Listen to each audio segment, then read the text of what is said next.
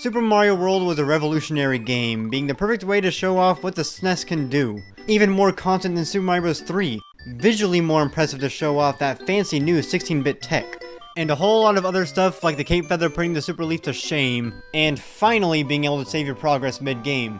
But there's one thing that this game introduced that would be a series staple ever since this game released. A character who I always pick if he's playable. Unless it's Smash Bros. A character who has been my favorite Mario character for longer than I can remember. That being Yoshi. Yoshi was a new gameplay mechanic in Super Mario World, being treated as a power-up where you can use him to do many things that Mario normally can't do. Yoshi instantly became a popular character, and in 1992, just a few months after Super Mario World released in America, Nintendo began making a sequel for Super Mario World, and they were nice enough to make Yoshi the main character. And in August of 1995, 3.5 years after Super Mario World released, Super Mario World 2: Yoshi's Island released. This game is supposed to be the origin story of Mario and Luigi, so despite it being a sequel for World, it actually takes place well before any of the Mario games. It has now been 30 years since Yoshi's Island released, so let's see how well it holds up now.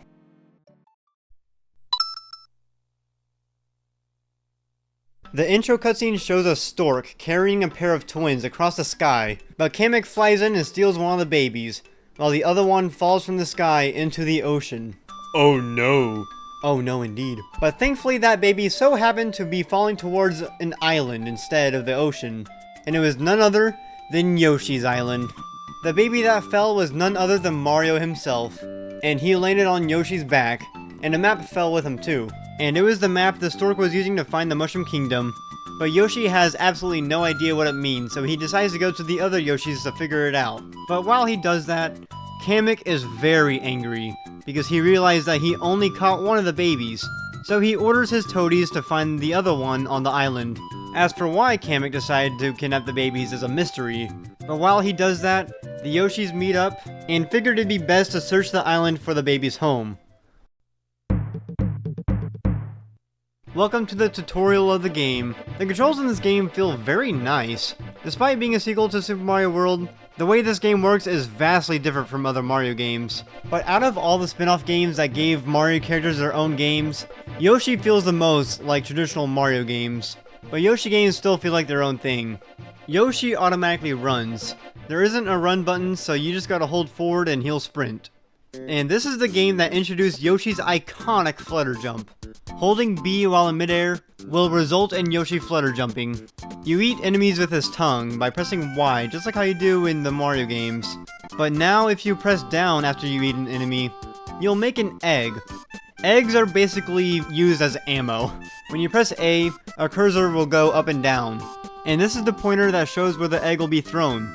And eggs will zoom across the screen, and this is the main way to defeat enemies that you can't normally eat. So when you see a piranha plant, throw an egg at it to make it go Eggs can also be thrown at these question mark clouds, which are essentially this game's version of question blocks from Mario games.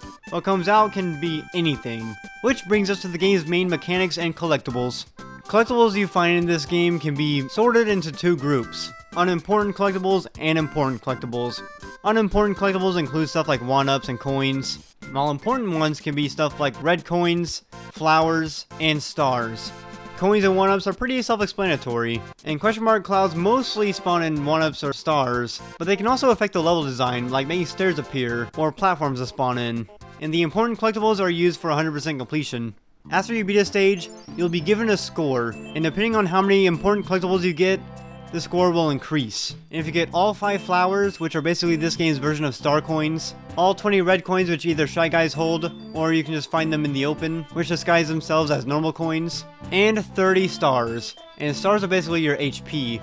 After you take damage, a counter will appear, and Baby Mario will be in a bubble. So you have to get Baby Mario back before the timer reaches 0, or else the toadies will come and capture Baby Mario, which will cost you a life. If you cross a middle ring, which is basically a checkpoint, you'll be rewarded with 10 stars. You automatically begin a level with 10, but the max you can get is 30, and you need 30 total to get a perfect score along with the other collectibles. This is honestly a very fun way to complete a game, but it can also be pretty challenging.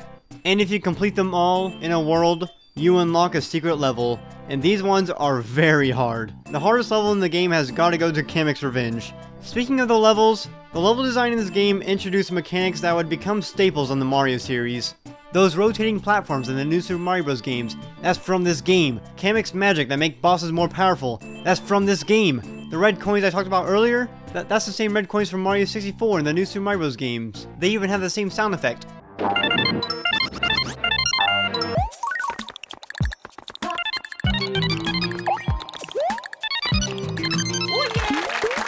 Transformations. This gives the game more variety. Remember the Wonder Effect? That's kind of what this is, but it's a bit different. They only affect Yoshi himself by transforming him into a plane, submarine, car, train, and mole. These give the gameplay a bit more variety and give the levels a nice change of pace. And there's also Yoshi's dog, Poochie, who is immune to pretty much everything. Yeah, he is immune to everything. He can't die.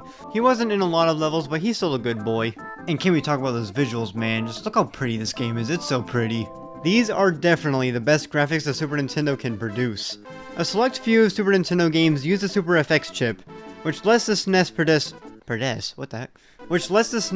3D graphics, despite the SNES only being a 16-bit machine, which isn't really known for doing so. And for good reason.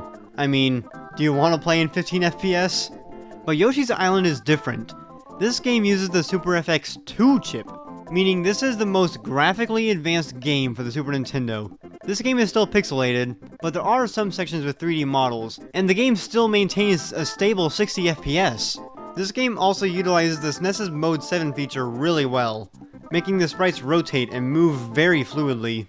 I mean, just look at how clean this is. And even when the game isn't showing all this fancy stuff off, it still has really good looking sprites. Yoshi himself looks way better than he did in Super Mario World. And the backgrounds look hand-drawn with crayons. And we can't mention this game without talking about this game's soundtrack. This game shockingly has very iconic tracks. I mean, this is the game that introduced the iconic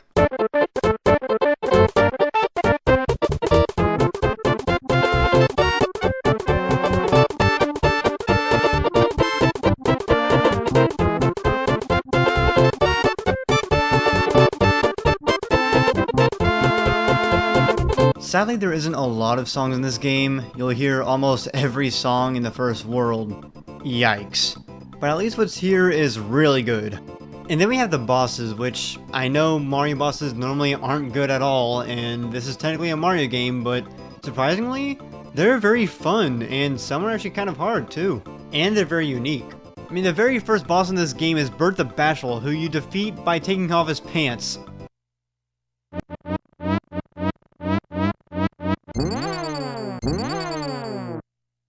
You have Naval Piranha, who's just so menacing and such a fun boss battle, but he's also the only boss in the game where you can kill him in one hit.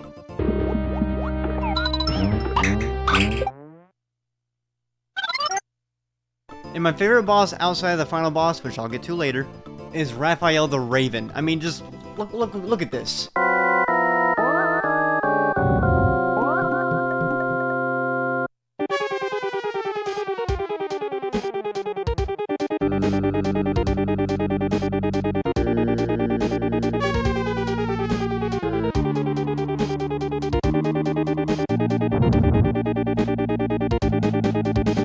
You thought Mario Galaxy created the whole gravity mechanic? No.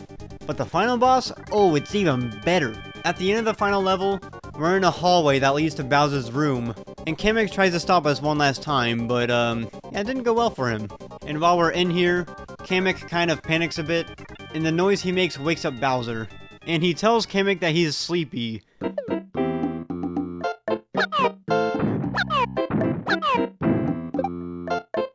How they make the animations look so good. And he thinks Yoshi is a donkey, so he wants to ride on him. But this battle ends before it even starts. Like, this is literally all you do. It's so easy. Kamek flies in and uses his magic, which makes Bowser big. So big, he outgrows the castle. And you're hit with the rawest final boss of all time. The way you defeat him is by grabbing these big eggs and throwing them at his face in the background. The music in this setting is what really makes this final boss so memorable. And the fact that he runs toward you is pretty terrifying. And again, Mode 7 is used so well here. This is a wonderful way to end such a great game.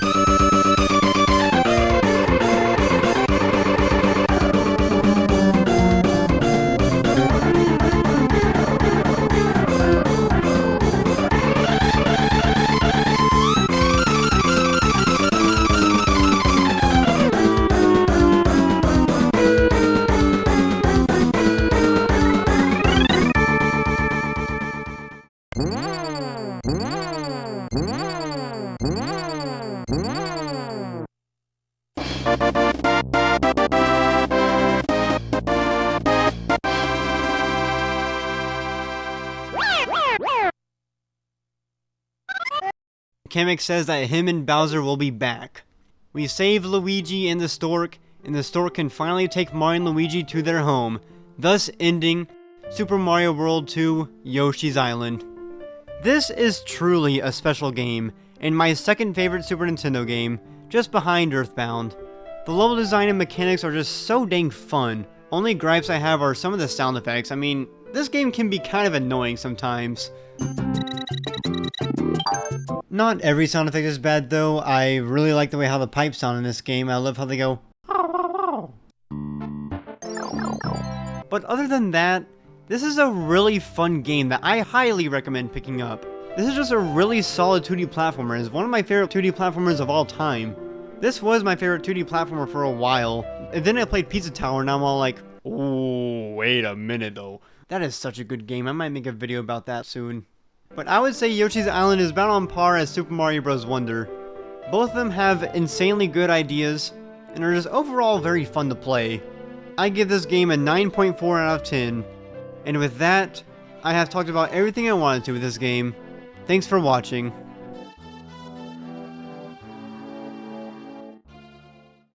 Hey everyone, welcome to the outro, I guess you could say.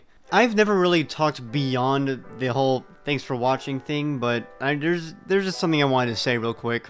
This video was really complicated to make because for those who don't know, I work at a summer camp and it gets extremely busy during the summer. So every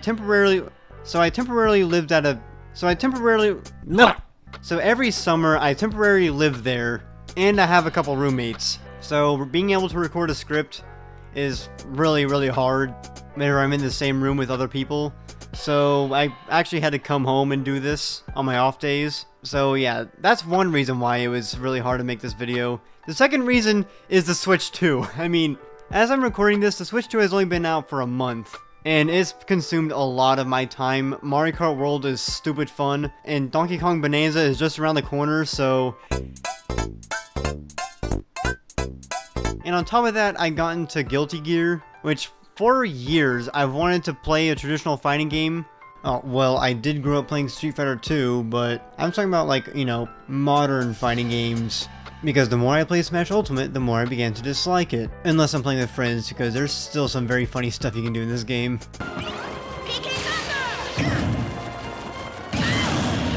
But by the time I had wanted to get Street Fighter 6 and Tekken 8, I started hearing hate for those games, and I figured it just wouldn't be worth it to buy it until after they got patched or something. But the same was not the case for this game called Guilty Gear Strive that I watched my coworkers play.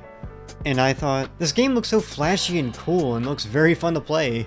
And apparently they said the series has like insane lore. And as I'm recording this, back like 2 weeks ago, I watched 6 hours worth of lore videos, and this series just like magically became one of my favorite franchises of all time. But I'm probably not going to make any videos about it because, well, my channel has changed drastically over the years. But if I ever come up with an idea for the series, I will make one, but I just don't see it happening. Those are some reasons why this video is very hard to make. And after this summer, I plan on making a whole lot more videos. So, stay tuned. And I wonder how this channel will change in the future. But yeah, again, thank you all so much for watching, and yeah, see ya.